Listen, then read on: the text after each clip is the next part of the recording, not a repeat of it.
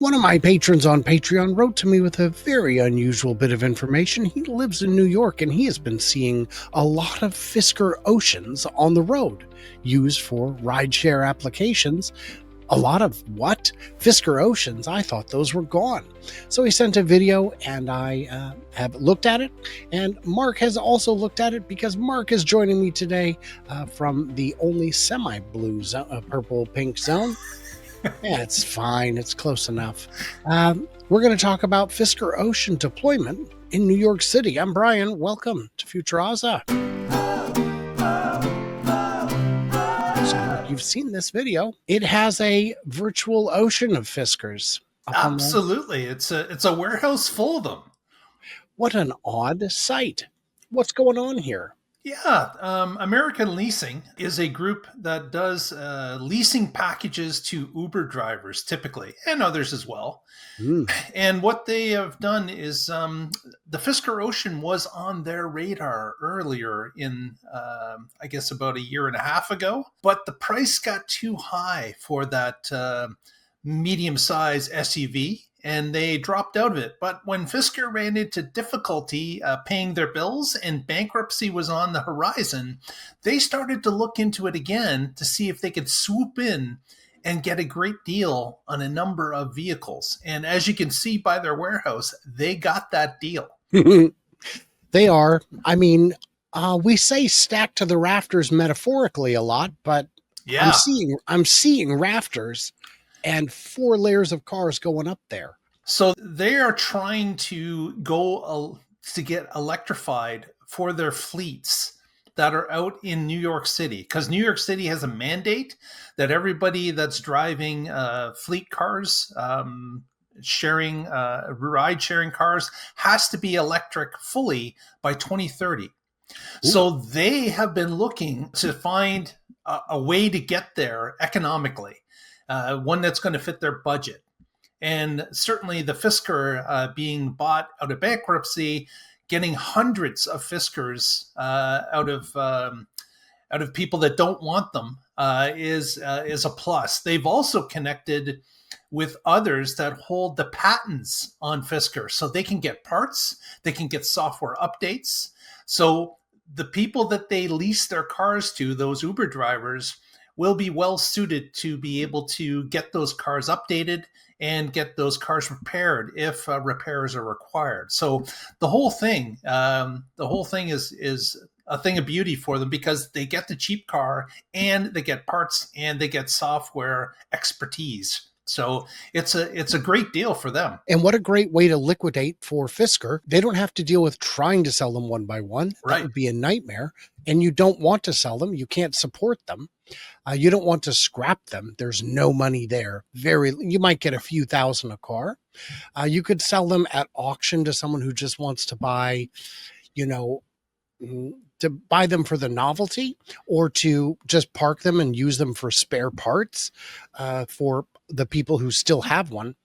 But what a unique opportunity. Was there talk about the financials in it at all? They didn't talk about what the deal was. They didn't go through the negotiations that they had to go through, but it sounds like it was a win for them.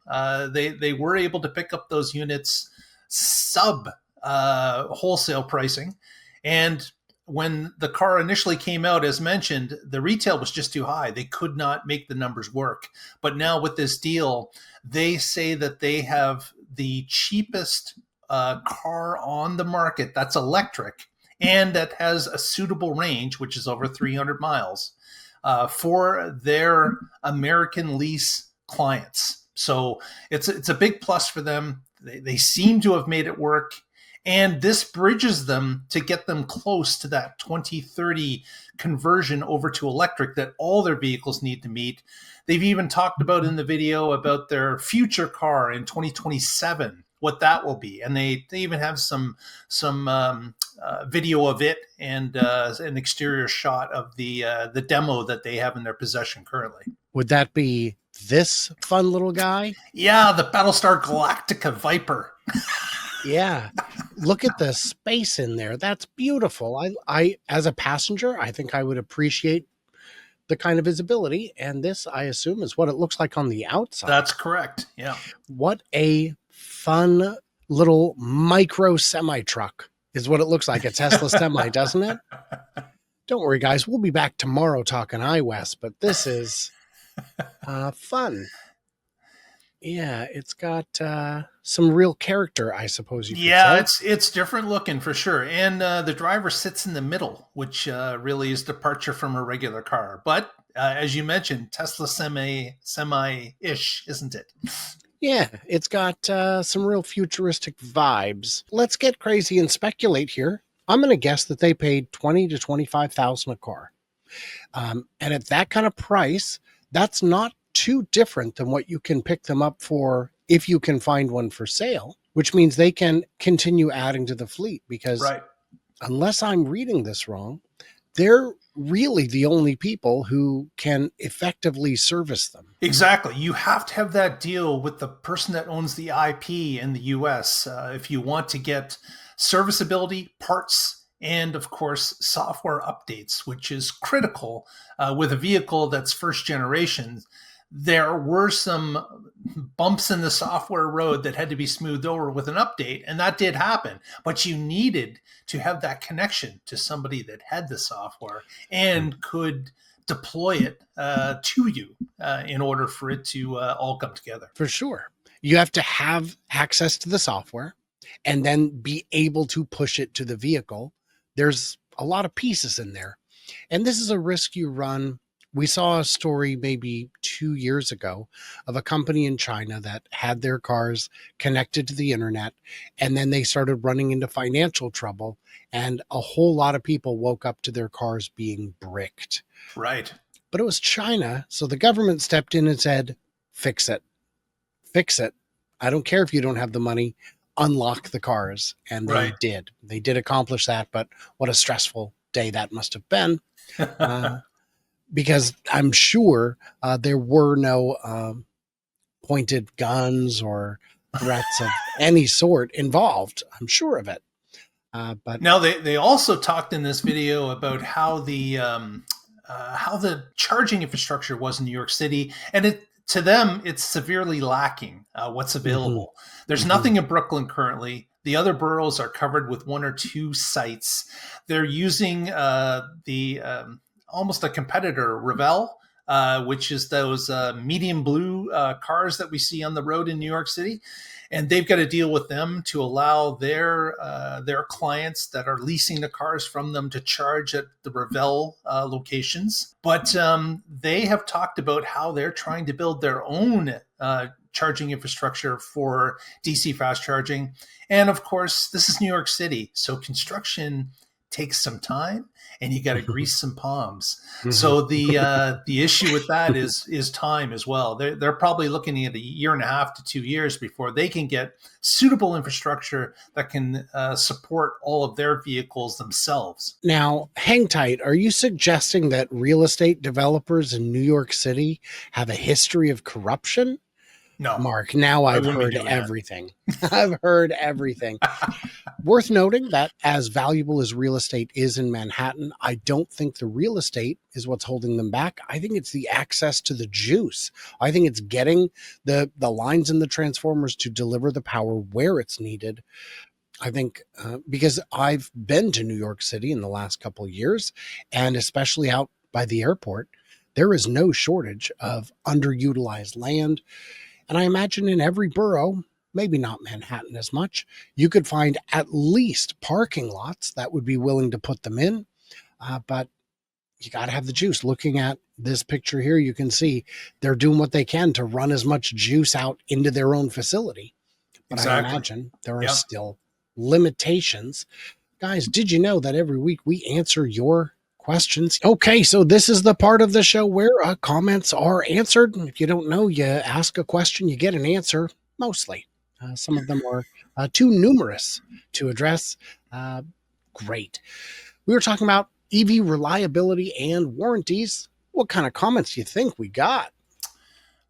Let's take a look.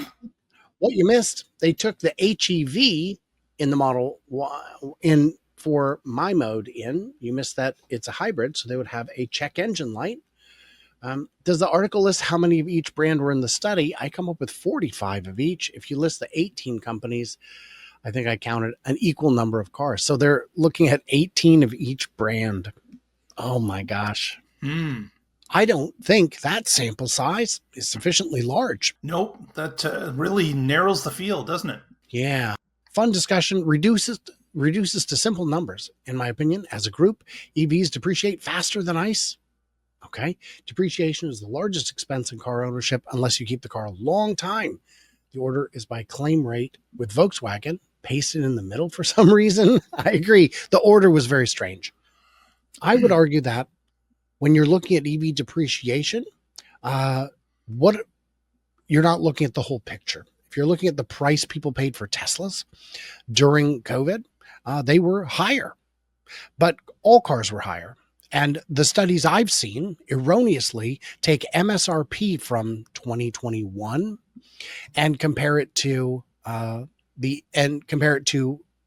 MSRP versus the other manufacturers without taking into account that the other manufacturers had $10,000, $20,000, $30,000 dealer markups. Mm-hmm. I look at the cost of acquisition, and I can tell you that used Model 3s are still quite pricey, which is why my son opted to get a new one. One reason he wanted the new one over the old ones is the discount was not as great as we had hoped. Right, right. Well, I got a question from Mr. KJM. What is a long time in your thought? How much is a long time that depreciation could be, spread out over? Yes. So I had a chance to talk with a owner in Michigan. You may have spoken with him as well. Him and his wife brought their Model S that has 375,000 miles on it and one battery. It's still on the first battery. Now, they've had other issues go wrong, and he has put into it, I think he said, $19,000 in repairs. And I said, let me ask you this. Why? Why'd you put that money in? And he said, well, because I love my car, and 19,000, I got 3 cars worth of driving into it so far. I couldn't have bought 2 more cars for $19,000, and I've still got a Model S. Exactly. Yes. So as you hold that car, at some point, it becomes more cost effective to fix it than it does to get rid of it and buy a brand new car and get yourself another loan. Yes, and if he were to sell it, boy, I don't know what he'd get for it, but I assume he's depreciated it down about as far as it'll go. He might get 5-10. He'd probably get 10,000 for it. Yeah, it's at the bottom level at this point for sure. Yes. So crazy, but hey, what are you going to do? I see that Mark is still working at the Costco tire department, and of course, repairs are done with electrical tape, right? Of course. What else would you repair a tire with? Electrical tape, correct. Why did you ask us not to ask why you answer questions? You don't. Well, we don't want to be transparent to everybody. Well, we don't. Yeah, no. I mean, not all questions are acceptable, David. Surely, you of all people know this. Was the Volkswagen rate of 45% a typo or a missort? Don't know. Garbage article. Yeah. Don't see Ford or Chevy. Maybe both. I don't see Ford or Chevy. Bolt's been there a long time. It could be that this article was that particular one was focusing on Europe, where I don't believe the Bolt had a commanding presence, if any. Correct. Are comments always credited towards answers, or is it the other way around? Oh, Monogold. I don't know. They're trying to trip you up, Brian. I think so. What's the dollar to kilogram exchange rate nowadays? Because I'd mentioned that British pounds are similar to imperial pounds, but a little more expensive, I think. So if you go around inviting Kim Kardashian as your +1, what do you expect? I expect trouble. Digital Blade Canada. is a flock of spiders heavier than a gram of gold. Oh my goodness. Flock. A So, flock. How many's in a flock, digital? How many? well, I will tell you, I have, when I was a child, I saw a nest burst forth into this world, and it horrified me to this day. Made me a little sleepy. I've never owned a car for 12 years, mostly because I buy used and buy another one when it fails. Most of my cars go to the wreckers, not sold. I think most people who can afford a new car can also afford to buy a new one every 3 to 5 years. I'm currently driving a 12-year-old Volt, so the average owner is supposed to keep a car for 12 years? How many here have done so? I agree. The article said the average internal combustion engine owner keeps a car for 12 years. And I think, are you including those people who still have their 72 Impala in the garage? Because that might be pulling up the Yeah, average. yeah, because it's pulling up the average, but really it's a secondary car, most likely. Right. I could see a new truck buyer maybe keeping it for 12 years, especially if it's a work truck, especially if they just love it. But most new car buyers do turn cars more quickly than most used car buyers, and most used car buyers have less life remaining in their vehicle. So I'm with you. I too have a Volt in the family. It's now 8 years old, and my Model 3 is 7 years old. So I'm starting to tick up the time on those. Yes, but in order for it to hit an average of 12, you'll need to keep yours for 20 because of Much all the more. people. Yeah. Average ICE owner, says Scott, keeps their car for 12 years. I call BS. Me too. And I want to say something, wants to know when the comments are going to be mandatory. Well, for you, they are today.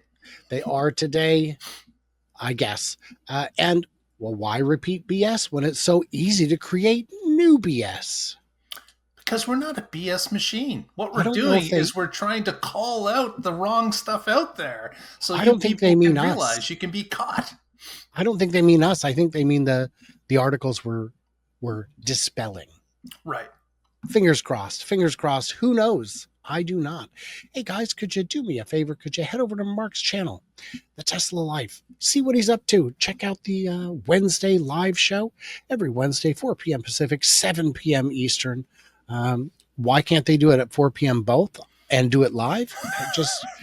I don't know. Time I mean, travel is the issue there. Yes. you say, but one year for April Fools, I did the same show live across 6 time zones, and people were enjoying it by the end. It was a pretty wild ride, pretty exhausting.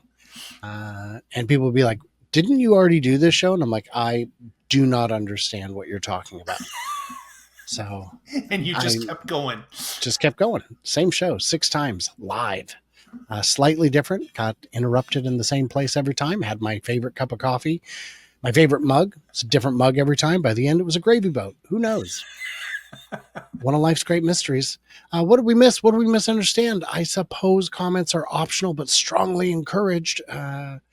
The video tomorrow, the comments will absolutely be mandatory because we have answers to what the BFD stands for. And we have another question about the BFC, the crane, and what that could possibly stand for, because it's not a factory crane. That doesn't make sense. So we will find out tomorrow. Everybody else, like, subscribe, do what you do. Smack buttons, smack thumbs, yours or your neighbors, depending on your jurisdiction. Prices and participation may vary. Everybody else, stay tuned, stay juicy, and I cannot wait to hear from you clever robots tomorrow when we come back with another one of these, probably.